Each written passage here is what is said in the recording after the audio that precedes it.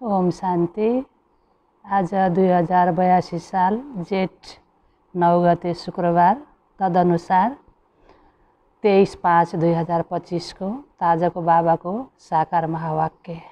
बाबाले विशेष गरी आजको सारमा बताउनु भएको छ, मिठे बच्चे तिमीलाई खिवैया मिल्नु भएको छ यता वारीबाट उता पारी लैजानको लागि। तिम्रो पाउ अब यस पुरानो दुनियाँमा छैन, तिम्रो लङ्गर उठिसकेको छ।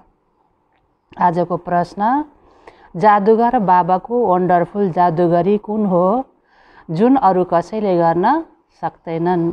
उत्तर छ, कौडी समान आत्मालाई हिरा समान बनाइदिनु, माली बनेर काँडालाई फुल बनाइदिनु, यो धेरै वन्डरफुल जादुगरी हो जुन एक जादुगर बाबाले मात्रै गर्नुहुन्छ, अरू कसैले गर्न सक्दैनन्। मानिसहरू पैसा कमाउनको लागि केवल जादुगर कहलाउँछन्, तर बाबाले जस्तो जादु गर्न सक्दैनन्। ओम शान्ति। सारा सृष्टि चक्र वा ड्रामामा बाबा एकै पटक आउनुहुन्छ। अरू कुनै सत्सङ्ग आदिमा यस्तो जान्दैनन् होला। न त त्यो कथा भन्नेवाला बाबा हुन्, न उनीहरू बच्चा हुन्। उनीहरू त वास्तवमा अनुयायी पनि होइनन्। यहाँ त तिमी बच्चाहरू पनि हौ, विद्यार्थी पनि हौ र अनुयायी पनि हौ। बाबाले बच्चाहरूलाई साथमा लैजानु हुनेछ, बाबा जान्नुहुनेछ, अनि फेरि बच्चाहरू पनि यस फोहोरी दुनियाँबाट आफ्नो गुलगुल दुनियाँमा गएर राज्य गर्नेछन्। यो तिमी बच्चाहरूको बुद्धिमा आउनुपर्छ। यस शरीरभित्र रहने जुन आत्मा छ त्यो धेरै खुसी हुन्छ। तिम्रो आत्मा धेरै खुसी हुनुपर्छ। बेहदका बाबा आउनुभएको छ जो सबैका बाबा हुनुहुन्छ। यो समझ पनि केवल तिमी बच्चाहरूलाई छ, बाँकी सारा दुनियाँमा त सबै बेसमझ नै छन्। बाबा बसेर सम्झाउनुहुन्छ, रावणले तिमीलाई कति बेसमझ बनाइदिएको छ, बाबा आएर समझदार बनाउनुहुन्छ। सारा विश्वमाथि राज्य गर्न लायक यति समझदार बनाउनुहुन्छ। यो स्टुडेन्ट लाइफ पनि एकै पटक हुन्छ जब भगवान आएर पढाउनुहुन्छ। तिम्रो बुद्धिमा यो छ, बाँकी जो आफ्नो काम धन्दा आदिमा धेरै फसेर रहन्छन् उनीहरूको बुद्धिमा कहिल्यै यो आउन सक्दैनन्। भगवानले पढाउनुहुन्छ, उनीहरूलाई त आफ्नो धन्दा आदि नै याद हुन्छ। त्यसैले तिमी बच्चाहरूले जानेका छौ भगवानले हामीलाई पढाउनुहुन्छ। त्यसैले कति हर्षित रहनुपर्छ। अरू सबै त पैसावालाका बच्चा हुन्, तिमी त भगवानका बच्चा बनेका छौ। त्यसैले तिमी बच्चाहरूलाई अथाह खुसी हुनुपर्छ। कोही त धेरै हर्षित रहन्छन्, कसैले भन्छन् बाबा मेरो मुरली चल्दैन। यो हुन्छ, अरे मुरली कुनै मुस्किल कहाँ हो र? जस्तै भक्ति मार्गमा साधु सन्त आदि कसैलाई सोध्छन् हामी ईश्वरसँग कसरी मिलौँ, तर उनीहरूले जान्दैनन्। केवल औँलाले इसारा गर्छन्, भगवानलाई याद गर, बस खुसी हुन्छन्। उहाँ को हुनुहुन्छ दुनियाँमा कसैले पनि जान्दैनन्। आफ्ना बाबालाई कसैले पनि चिन्दैनन्। यो ड्रामा नै यस्तो बनेको छ, फेरि पनि बिर्सिन्छन्। यस्तो होइन कि तिमीहरूमा सबैले बाबा र रचनालाई जान्दछन्। कहीँ कहीँ त यस्तो आचरण गर्छन्, कुरै नगर, त्यो नसा नै उडेर जान्छ। अहिले तिमी बच्चाहरूको पाउ मानौ पुरानो दुनियाँमा छँदै छैन। तिमीलाई थाहा छ कलियुगी दुनियाँबाट अब पाउ उठेको छ, बोटको लङ्गर उठाइएको छ। अहिले हामी गइरहेका छौँ। बाबाले हामीलाई कहाँ लानुहुनेछ यो बुद्धिमा छ, किनकि बाबा खिवैया पनि हुनुहुन्छ अनि बागवान पनि हुनुहुन्छ। काँडालाई फुल बनाउनुहुन्छ। उहाँ जस्तो बागवान कोही छैन जसले काँडालाई फुल बनाइदिन्छ। यो जादुगरी कुनै कम कहाँ छ र? कौडी समान आत्मालाई हिरा समान बनाउनुहुन्छ। आजकल जादुगर धेरै निस्किएका छन्। यो हो ठगहरूको दुनियाँ। बाबा सद्गुरु हुनुहुन्छ, भन्छन् पनि सद्गुरु अकाल। धेरै अलापरे भन्छन्। अब जब स्वयं भन्छन् सद्गुरु एक हुनुहुन्छ, सबैका सद्गतिदाता एक हुनुहुन्छ, फेरि आफूलाई गुरु किन कहलाउनु पर्ने? न उनीहरूले बुझ्छन् न मानिसहरूले नै केही बुझ्छन्। यस पुरानो दुनियाँमा के नै छ र? बच्चाहरूलाई जब थाहा हुन्छ बाबाले नयाँ घर बनाउँदै हुनुहुन्छ, तब यस्तो को होला जसले नयाँ घरसँग घृणा, पुरानो घरसँग प्रीत राख्ला? बुद्धिमा नयाँ घर नै याद हुन्छ। तिमी बेहदका बाबाका बच्चा बनेका छौ भने तिमीलाई स्मृति रहनुपर्छ। बाबाले हाम्रो लागि नयाँ दुनियाँ बनाउँदै हुनुहुन्छ। हामी त्यो नयाँ दुनियाँमा जान्छौँ। त्यो नयाँ दुनियाँका अनेक नाम छन्, सतयुग, हेभन, प्याराडाइज, वैकुण्ठ आदि। तिम्रो बुद्धि अब पुरानो दुनियाँबाट उठेको छ, किनकि पुरानो दुनियाँमा दुःख नै दुःख छ। यसको नाम नै हो नर्क, काँडाको जङ्गल, रौरव नर्क, कंसपुरी। यसको अर्थ पनि कसैले जान्दैनन्। पत्थर बुद्धि छन् नि। भारतवर्षको हेर के हालत छ। बाबा भन्नुहुन्छ यस समयमा सबै पत्थर बुद्धि छन्। सतयुगमा सबै पारस बुद्धि हुन्छन्, यथा राजा रानी तथा प्रजा। यहाँ त छ नै प्रजामाथि राज्य, त्यसैले सबैको छाप अर्थात् स्ट्याम्प बनाइरहन्छन्। तिमी बच्चाहरूको बुद्धिमा यो याद रहनुपर्छ, उच्चभन्दा उच्च हुनुहुन्छ बाबा। फेरि दोस्रो नम्बरमा उच्च को छ? ब्रह्मा, विष्णु, शङ्करको त कुनै उचाइ छैन। शङ्करको त पोसाक आदि नै कस्तो बनाइदिएका छन्। भनिदिन्छन् उनले भाङ पिउँछन्, धतुरो खान्छन्। यो त अपमान हो नि। यी कुराहरू हुँदैनन्। यिनीहरूले आफ्नो धर्मलाई नै बिर्सिएका छन्। आफ्ना देवताहरूको लागि के भनिरहन्छन्, कति बेइज्जती गर्छन्। तब बाबा भन्नुहुन्छ मेरो पनि बेइज्जती, शङ्करको, ब्रह्माको पनि बेइज्जती, विष्णुको बेइज्जती हुँदैन। वास्तवमा गुप्त रूपमा उनीहरूको पनि बेइज्जत गर्छन्, किनकि विष्णु नै राधा कृष्ण हुन्। तर कृष्ण सानो बच्चा त महात्मा भन्दा पनि उच्च गायन गरिन्छ। यिनी ब्रह्माले त पछि सन्यास गर्छन्। उनी त सानो बच्चा हुन्छन् नै पवित्र, पाप आदिलाई जान्दैनन्, त्यसैले उच्चभन्दा उच्च हुनुहुन्छ शिव बाबा। फेरि पनि बिचाराहरूलाई थाहै छैन प्रजापिता ब्रह्मा कहाँ हुनुपर्छ। प्रजापिता ब्रह्मालाई देखाउँछन् पनि शरीरधारी। अजमेरमा उनको मन्दिर छ। ब्रह्माका दाढी जुगा देखाइदिन्छन्, शङ्कर वा विष्णुका देखाउँदैनन्।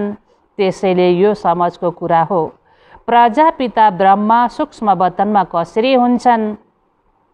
उनी त यहाँ हुनुपर्छ। यस समयमा ब्रह्माका कति सन्तान छन्? लेखिएको छ प्रजापिता ब्रह्मकुमार कुमारीहरू यति धेरै छन् भने अवश्य प्रजापिता ब्रह्माका कति सन्तान छन्? कति सन्तान होलान्? चैतन्यमा छन् भने अवश्य केही गर्दा होलान्। के प्रजापिता ब्रह्माले बच्चा नै पैदा गर्छन् वा अरू केही पनि गर्छन्?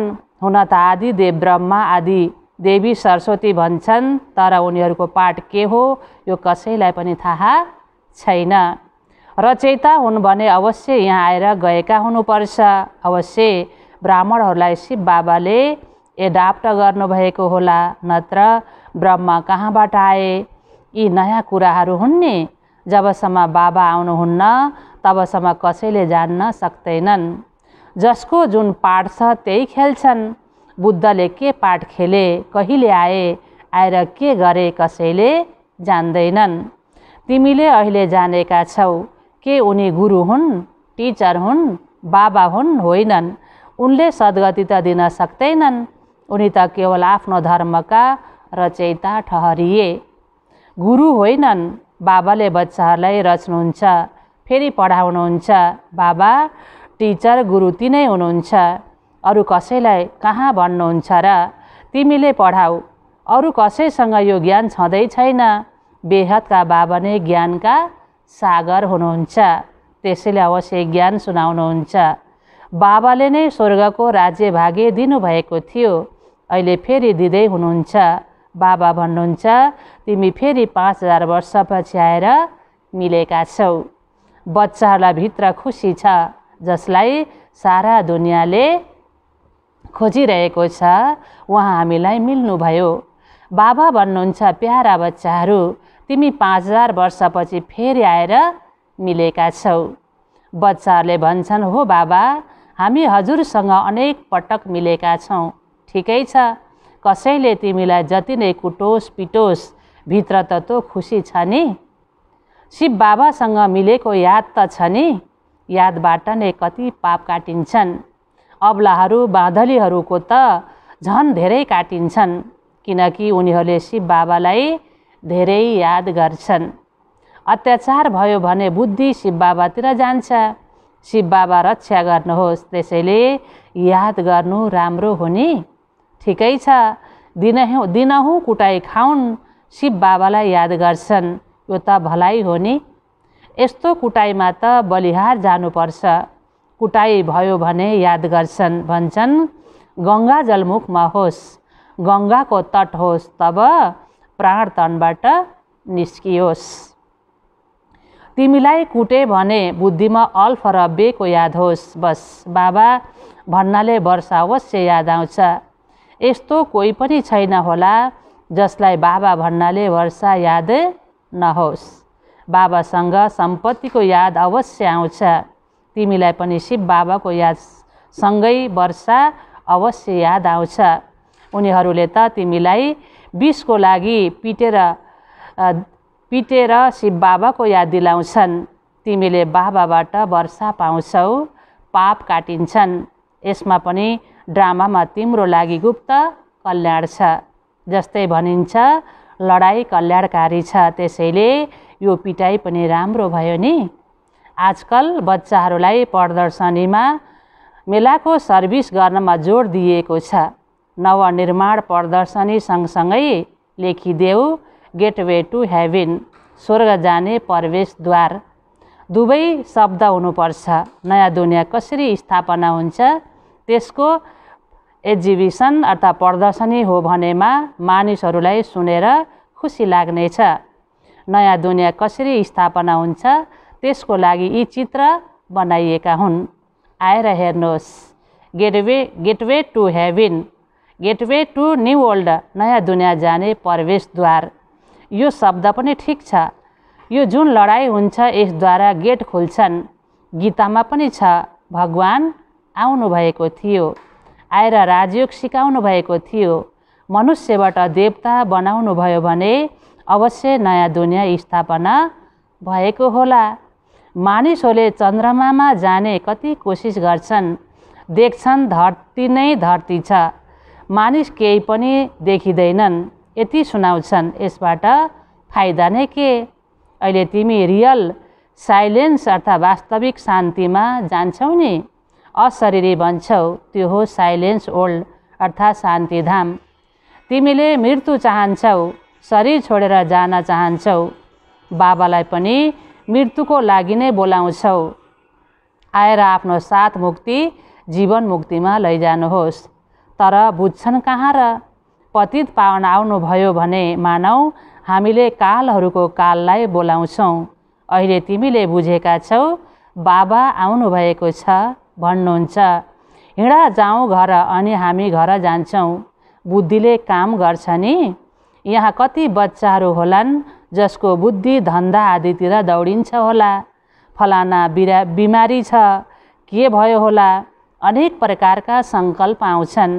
बाबा भन्नुहुन्छ, तिमी यहाँ बसेका छौ, आत्माको बुद्धि बाबा र वर्षातिर रहोस्। आत्माले नै याद गर्छ नि। मानौ कसैको बच्चा लन्डनमा छ, समाचार आयो बिमारी छ, बस बुद्धि गइहाल्छ, फेरि ज्ञान बुद्धिमा बस्न सक्दैन। यहाँ बस्दा बस्दै बुद्धिमा उनीहरूको याद आइरहन्छ। कसैको पति बिमारी भयो भने स्त्रीको मनभित्र उथल पुथल हुन्छ, बुद्धि त जान्छ नि। त्यसैले तिमी पनि यहाँ बसेर सबै कुरा गर्दा पनि शिव बाबालाई याद गरिराख। यो पनि अहो सौभाग्य, जस्तै उनीहरूले पतिलाई अथवा गुरुलाई याद गर्छन्, तिमीले बाबालाई याद गर। तिमीले आफ्नो 1 मिनट पनि व्यर्थ गुमाउनु हुँदैन। बाबालाई जति याद गर्छौ त्यति सर्भिस गर्दा पनि बाबाको नै याद आउँछ। बाबाले भन्नुभएको छ, मेरा भक्तहरूलाई सम्झाऊ। यो कसले भन्नुभयो? शिव बाबाले। श्रीकृष्णका भक्तहरूलाई के सम्झाउँछौ? उनीहरूलाई भन, श्रीकृष्णले नयाँ दुनियाँ स्थापना गर्दै हुनुहुन्छ। मान्छन्? क्रिएक्टर त गडफादर हुनुहुन्छ। श्रीकृष्ण कहाँ हुन् र?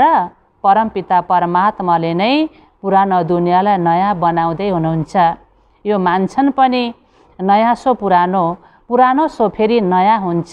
केवल समय धेरै भनिदिनाले मानिसहरू घोर अन्धकारमा छन्।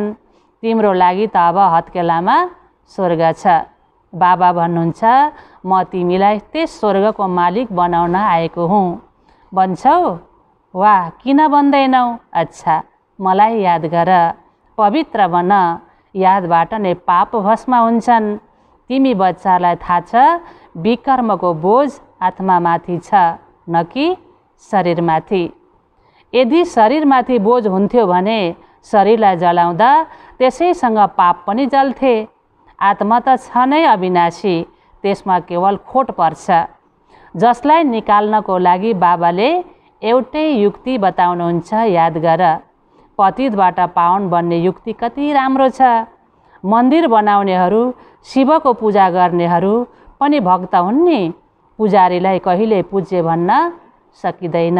अच्छा, मिठे मिठे सिकिलधे बच्चाहरूप्रति माता-पिता बाप दादाको याद प्यार एवं गुड मर्निङ। रुहानी बाबाको रुहानी बच्चाहरूलाई नमस्ते। हामी रुहानी बच्चाहरूको रुहानी बाप दादालाई पनि याद प्यार एवं गुड मर्निङ। नमस्ते बाबा, नमस्ते। शुक्रिया बाबा, शुक्रिया। थ्याङ्क यू बाबा, थ्याङ्क यू। धारणाको लागि मुख्य सार पहिला पोइन्टमा छ, जसलाई सारा दुनियाँले खोजिरहेको छ, उहाँ बाबा हामीलाई मिल्नुभयो, यही खुसीमा रहनु छ।